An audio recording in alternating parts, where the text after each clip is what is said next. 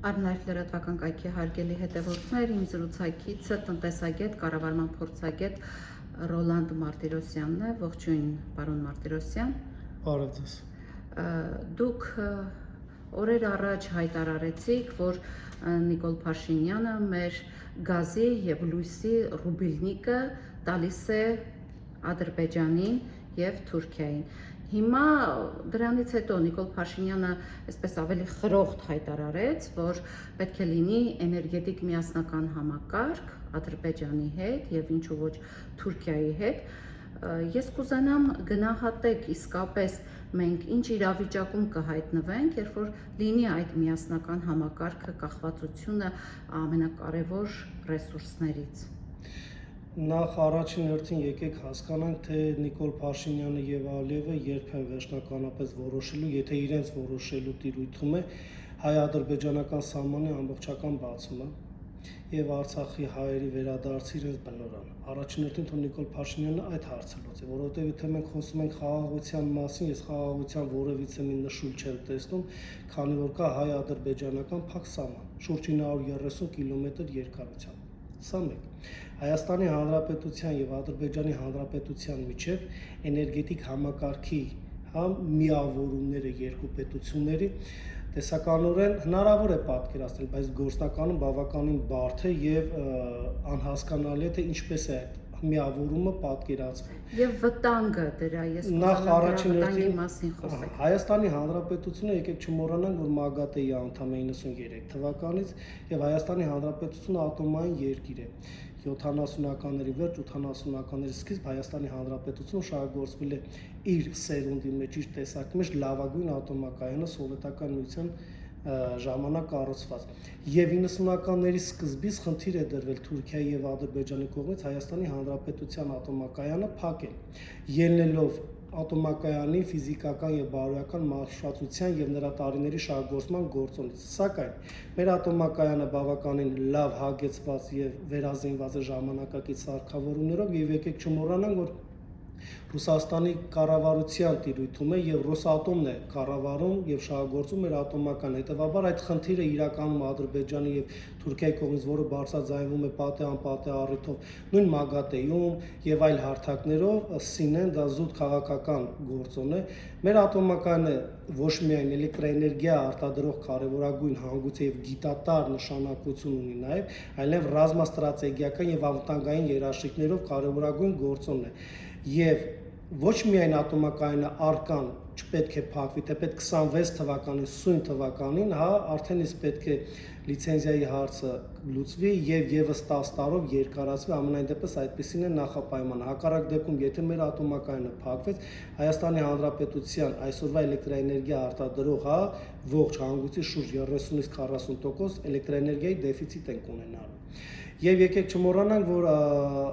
նոր ատոմակայան պետք է կառուցենք, որտեղ դա ֆունդամենտալ կարևորագույն նշանակություն եւ էներգետիկ անվտանգության համար, եւ ռազմաստրատեգիական նշանակություն ունեցող եւ եկեք չմոռանանք նաեւ ատոմային երկիր ենք մենք շարունակելու լինել։ Դա շատ կարևոր է, որտեղ աշխարհում կա շուրջ 35 պետություն, որը ատոմակայան ունի եւ որոնցից մեկը Հայաստանի Հանրապետությունը եւ կառավարման խորհրդի 35 անդամներից մեկը Հայաստանի Հանրապետությունն է։ Սա մի փոքր մեր ատոմակայան հետ կապված իրականում ինչու ատոմակայան հետ կապված այսպեսի ծավալուն մեկնաբանություն արեցի, որովհետեւ որքան էլ խոսենք խաղաղության մասին, որքան էլ խոսենք էներգետիկ համագործակցության մասին, որքան էլ խոսենք նավթամթերքենք ներկրում Ադրբեջանի տարածքով, Վրաստանով, Հայաստան, այդ հացահատիկը եւ այլն, կամ պարզ կարևոր ճշմարտություն։ Ադրբեջանը խնդիր է դրել իր առջև, բնական է Թուրքիան իր ետևում կանգնած, որ Հայաստանի Հանրապետության տնտեսությունը կլանել ամբողջությամբ եւ կախվածության մեջ գցել։ Իսկ տնտեսության կախվածության թիվ 1 խնդիրը դա էներգետիկ անվտանգության եւ էներգետիկ կախվածության գործոնն է եւ պարենային անվտանգության, որը բաղկացուցիչ մասն է էներգետիկ անվտանգության, որտեղ հնարավոր չի պատկերացնել տնտեսության կայուն զարգացում եւ ոլորտային զարգացում առանց էներգետիկ անվտանգության հարցը լուծելով։ Այս պահի դրությամբ Հայաստանի Հանրապետության էներգետիկ անվտանգությունը եւ ինքնաբավությունը 100 եւ ավելի տոկոս է։ Եվ այդ գործոնը ուզում են ադրբեջանցիները խափանեն, ելնելով այն գործոնից, որ երկու համակարգերը միացնենք իրար եւ էներգետիկ անվտանգությունը ապահովեն եւ փոխշահավետ համագործակցություն։ Միտքը Բայց մենք հիանալի է։ Արցախում տեսանք, չէ, այդ Տեսանք։ ռուբելնիկը երբ իրենց ձեռքին էր, ինչ վիճակում հայտնվեցին արցախահայերը։ Ահա, ասեմ ավելին, տեսեք, ժամանակին նաև Նիկոլ Փաշինյանը ասաց, որ Հայաստանում երկու նոր ատոմակայան ենք կառուցել, ինչու ժողովուրդը չի տեսնում դա։ Ներողություն, պարոն Փաշինյան, երկու ատոմակայան կառուցելու համար դուք արդյունավետ պետք է 15 միլիարդ դոլար փող ծախսեիք, շուրջ 10 տարի եւ ավելի էր տևելու, եւ դրա հետ զուգահեռ պետք է գեներացվել բավականին մեծ թվով աշխատուժ եւ գիտնականներ։ Այդ ամենը մենք չենք տեսնում, եթե դուք նկատի ունեք արևային, էներգետիկ համակարգերի զարգացումը Հայաստանի Հանրապետությունում, դա ատոմակայանն հետ բացարձակ կապ չունի, որովհետեւ այս պայծառության արևային էներգետիկ համակարգի, արտադրված էլեկտրաէներգիայի ծավալը ընդհանուր Հայաստանի Հանրապետությունում արտադրվող էլեկտրաէներգիայի ծավալի մեջ 2.7%-ն է։ Հետևաբար այդ երկու ատոմակայանները թե դուք որտեղ եք կառուցել, ես դժվարանում այդ հարցին պատասխանում, դա հերթական մանիպուլյացիա է։ Սուտը։ Անունը դնենք սուտը։ Հիմա տեսեք, առաջին հերթին Հայաստանի Հանրապետությունը, որպեսզի իր էներգետիկ համակարգը միացնի Ադրբեջանի էներգետիկ համակարգի հետ, համենայն դեպս Նիկոլ Փաշինյանի կողմից նման եւ բավականին հստակ կոչ է արվել, թե որքանով է ադրբեջանական կողմը կիսում Նիկոլ Փաշինյանի արած կոչը, որ Հայաստանի Հանրապետության էներգետիկ համակարգը պետք է միացվի Ադրբեջանի էներգետիկ համակարգի հետ, դժվարանում եմ ասել, բայց եթե վերացական, տեսականորեն պատկերացնենք էներգետիկ համակարգի միավորումները երկու երկրների, դա պետք է լինի միանշանակ Սյունիքով, ինչու, որովհետև 30 եւ ավելի տարի որ Արցախը հայկական էր, մենք ոչ միայն գազախողովակ ունենք անցկացրած Արցախ, այնտեղ գազ լինելու համար բնական գազի մասն է խոսքը, հեղուկ գազի, այլ նաև ունենք էներգետիկ համակարգ, որովհետև Արցախը ոչ միայն իր էներգետիկ համակարգի անվտանգության եւ ինքնաբավության ինչ-որ հատվածը արտադրում էր, այլ նաև Հայաստանի Հանրապետությունն էր էլեկտրաէներգիա տալի կամ փոխշահավետ համագործակցությամբ, այսինքն Արցախում արտադրված էլեկտրաէներգիայի ավելցուկը մենք վերցնում ենք, սպառում ենք Հայաստանի ներքին շուկայում եւ եթե պակաս ուր դեր լինում հոսանք ենք տալիս Արցախի Հանրապետությանը, ինչու որտեվ Արցախում ատոմակայան չկար, Արցախում միայն էլեկտրաէներգիա կարողանում էին արտադրել հիդրոէլեկտրակայանների միջոցով։ Ինչ միայն, ասենք, Նիկոլ Փաշինյանի ասած իրականություն կդառնա, եթե մենք Արցախում գործող եւ առկա այդ էներգետիկ համակարգը միացնենք Սյունիքով, Ադրբեջանի էներգետիկ համակարգը, Արցախի էներգետիկ համակարգը արդեն իսկ միացված է եւ Սյունիքով միացվի Հայաստանի Հանրապետության էներգետիկ համակարգին։ Դա հնարավոր է գործնականում։ Սակայն ինչպիսի հետևանքներ կլինի, ելնելով Ադրբեջանի ղեկավարի եւ այդ երկրի առհասարակ քաղաքական կուրսից, նրանք առհասարակ չեն ուզում Հայաստանի Հանրապետությունը որպես պետություն այս տարածաշրջանում լինի ու մնաց այնպիսի տնտեսական մեգա ծրագրեր իրականացնեն, որը կնպաստի Հայաստանի Հանրապետության օբյեկտիվորեն տնտեսության զարգացմանը։ Սա մեկ։ Երկրորդը, ես մեծ ռիսկեր եմ տեսնում Նիկոլ Փաշինյանի կատարած արված այդ հայտարարությանը էներգետիկ համակարգի միավորման, մեր ատոմակայանի հետ կապված ժողովրդական մի լավ խոսք ամպեր են կուտակվում։ Մեր ատոմակայանի գլխին այս պայծառության կարող են ենթադրել, որ ամպեր են կուտակվում։ Եվ եկեք չմոռանանք, որ Հայաստանի Հանրապետությունը Իրանի Իսլամական Հանրապետության հետ ունի պայմանագրեր կնքված գազ, էլեկտրաէներգիա, դիմաց այդ բարտերային փոխանակումը, որտեղ մենք 2006 թվականից ունենք Իրանի կողմից եկող գազախողովակ, որով ջերմաէլեկտրոկայանում էլեկտրաէներգիայի է վերածվում եւ մեկ խորանարդ գազի դիմաց 3 կիլովատ/ժամ էլեկտրաէներգիա ենք տալիս եւ ավելցուկը բաշխում ենք բեցի միջոցով, հեծի միջոցով Հայաստանի Հանրապետության ներքին շուկա։ Այս հարցը պետք է կարգավորվի Իրանի Իսլամական Հանրապետության հետ եւ կա նաեւ պայմանագիր հայ-իրանական եւ հայ-իրանա-վրացական նույն էներգետիկ համակարգին վերաբերվող, որ Հայաստանի Հանրապետությունը, Իրանի Իսլամական Հանրապետությունը եւ Վրաստանի Հանրապետությունը իրենց էներգետիկ համակարգերը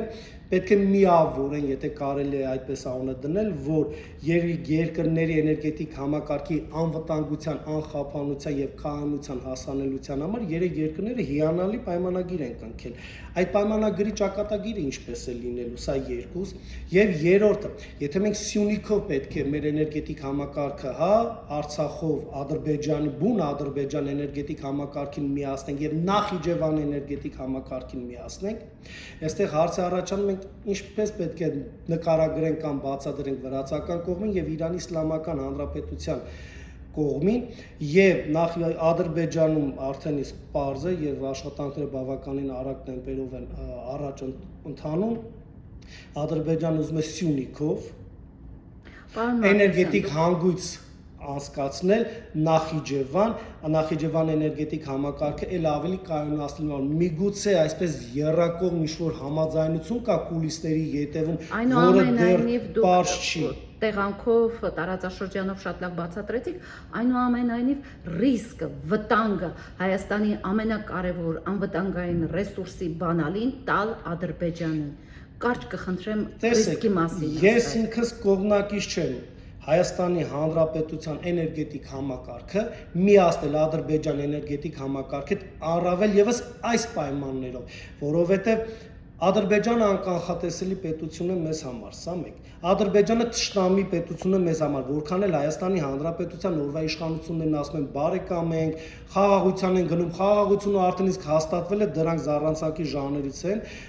Հայաստանի Հանրապետության էներգետիկ համակարգը, եթե գործնականում պայմանական ասած միացնենք Ադրբեջան էներգետիկ համակարգի հետ, եկեք չմոռանանք, որ Ադրբեջան էներգետիկ համակարգը ավելի այսպես զարգացած է զուտ էներգետիկ ռեսուրսներով հարուստ երկիր լինելով եւ Հայաստանի Հանրապետության էներգետիկ համակարգի կայունության երկու երաշխիք կա ատոմակայանն են, հիդրոէլեկտրակայաններն են, ներողություն 3 եւ ջերմաէլեկտրոկայաններն են։ Եթե մենք համագործակցության եզր ենք ինչպիսի պայմանագրեր պետք է կնքվեն, ինչպիսի գնագոյացում է դրանից հետո տեղի ունենալու Հայաստանի Հանրապետության էներգետիկ շուկայում, ատոմակայան ինչպիսի ճակատագիր է ունենալու Պարզ տրամաբանական ենթադրենք այս Հայաստանի Հանրապետությունը, Վրաստանի Հանրապետության եւ Իրան Իսլամական Հանրապետության էլեկտրաէներգիա է վաճառում։ Պայմանական վերցնենք 40% մեր այսօրվա էներգետիկ համակարգի, արտադրվող էլեկտրաէներգիայի 40%-ը մեր ատոմակայանն է արտադրում։ Վերցնենք 20% Հայաստանում արտադրված ողջ էլեկտրաէներգիայի մենք արտահանում ենք 20%-ի 10%-ը Վրաստան, 10%-ը Իրան Իսլամական Հանրապետություն եւ ատոմականի կողմից արտադրված պայմանական մաս, այդ 20%-ը բաշխում ենք մեր ներքին շուկա։ Ադրբեջանը կառաջարկի գիտեք ինչ կա, եկեք ատոմակայանը փակենք անվտանգության գործոնից ելնելով։ Մենք ձեզ կտանք այդ էլեկտրաէներգիայի պակասուրդը, որը ատոմակայանի փակվելուց հետո ձեր էներգետիկ համակարգը ունենալու է եւ դադարեք Վրաստանի եւ Իրան Իսլամական Հանրապետության էլեկտրաէներգիա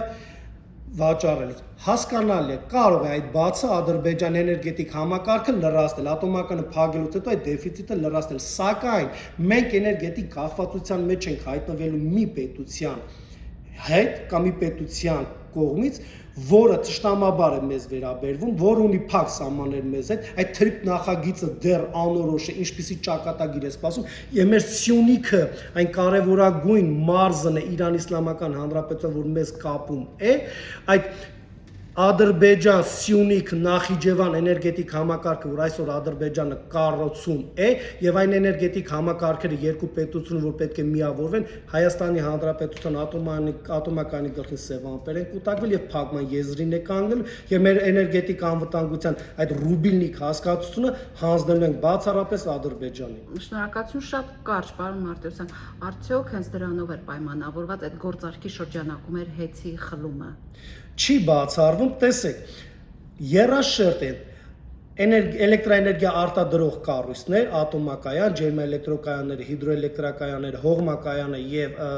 արևային էլեկտրակայանները, երկրորդ շերտը դա բարձրավոլտն է, ժողովրդի կողմից հայտնի բեցն է, որը արտադրված էլեկտրաէներգիան վերցնում է եւ հեծն է Հայաստանի էլեկտրական ցանցերը, որը բաշխում է տնտեսության բոլոր ոլորտերում եւ տնային տնտեսությունում եւ բեցը նաեւ եւս մեկ ֆունկցիան է, բեցի միջոցով են կարողանում արտահանել արտադրված էլեկտրաէներգիան մեր մեր հարևան երկրներ։ Հեցի խլումը, այո, խլում է։ Դա կարող է այն տրամաբանական շարունակությունը լինի, հեցի բաժնետոմսերի վաճառքի հետ կապված այսօր կառավարությունը գնորդի փնտրտուքների մեջ է, մինչև փետրվարի 15-ը, հակառակ դեպքում կառավարությունը ստիպված է լինելու ազգայնացնել եւ վերավաճառել, թե ով կգնի հարցը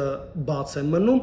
եւ Հեցի խլումը, այս տարի ատոմակայանի ժամկետի լրանալը եւ եւս 10 տարով երկարացնելը եւ այդ թրիփի ուղին Սյունիքի հատվածը, այդ բոլորը մեծ հարցեր են իրենցից ներկայացնում եւ հղի են մեծ վտանգներով։ Շնորհակալություն։